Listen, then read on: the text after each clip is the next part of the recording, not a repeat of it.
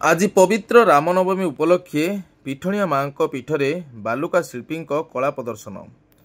रामनवमी उपलक्षे सुकिंदा अंचल सुपरिचित बालुका शिल्पी संतोष प्रधान द्वारा मर्यादा पुरुष प्रभु श्रीराम बालुका प्रतिमूर्ति सहित अयोध्या राम मंदिर आकृतिर बालुका कला रविवार सकाल 7 घटिका समय स्थानीय लोक आकर्षित करथिबा देखिବାକୁ मिली।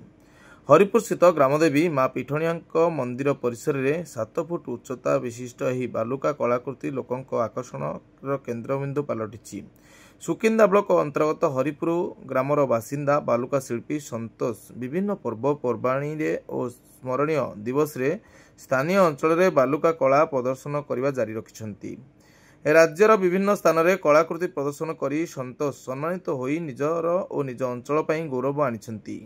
ग्रामांचल रोकुवा संतोष बिना तालीम रे एभली कलाकृति प्रदर्शन करुवा समस्त को आश्चर्य करिछि।